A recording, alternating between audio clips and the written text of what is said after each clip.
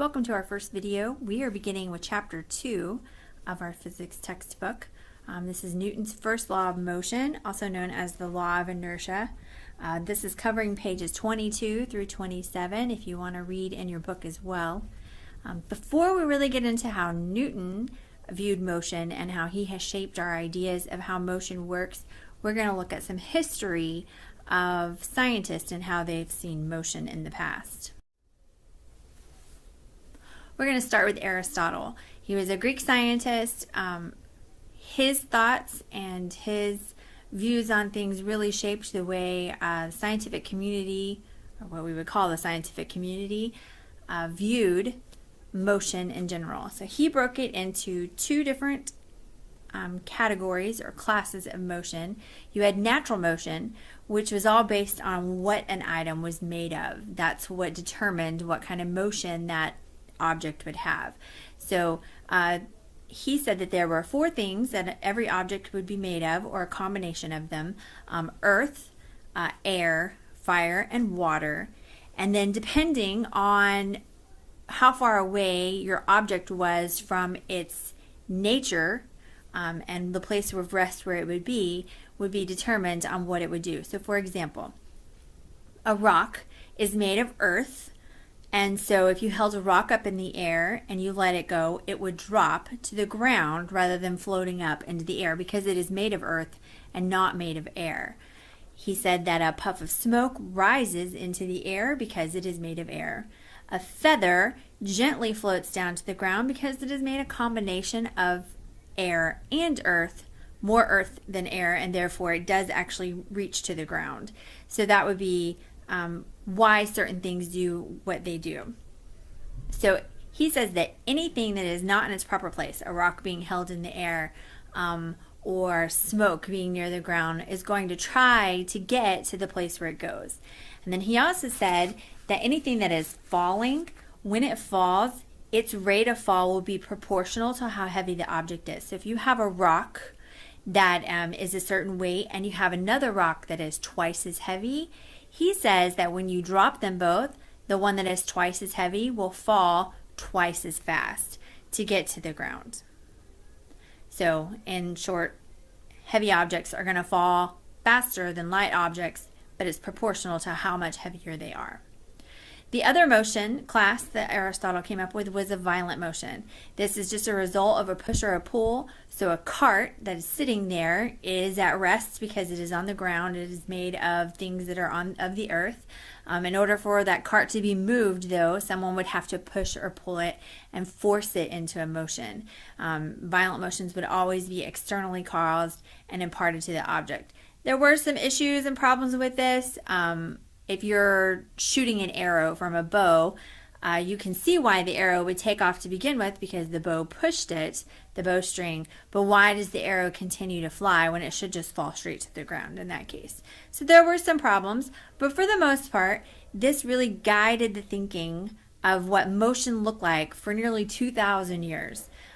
They said that celestial bodies had different rules, that they moved in a circular fashion, but that the earth, which is all they could conceive of, was too big for it to be moved anywhere. So obviously then the earth wouldn't move because there's nothing that would be big enough to push the earth to make it move. So the idea behind that Aristotle came up with was that the earth didn't move, that the sun and all the other planets and the stars all revolved around the earth. We would call that geocentric, the earth being the center of it. About 2,000 years later, in the 1400s or so, there was this guy named Copernicus, Nicholas Copernicus. He was a Polish astronomer. He had a lot of problems with the idea of the data he was getting matching the not moving earth theory, that the earth being the center. So he kind of formulated a theory of the moving earth. He said that the earth and all the planets revolve around the sun, and it was not well accepted when it got put out there. He pretty much worked on it in secret because he was worried that he was going to get persecuted by the church. The Roman Catholic Church was not okay with this plan, and just concerned for being persecuted, for being excommunicated, saying that he was going to lose his salvation by coming up with an idea like this. And he had very serious doubts about it to begin with. Very late in life, some friends encouraged him to publish his papers, and he did. The right about the time of his death is when they got published. So one of the reasons why he didn't want to, why the church would persecute them, is because Aristotle's views were so much a part of the understanding and thinking of what motion was, that the church doctrine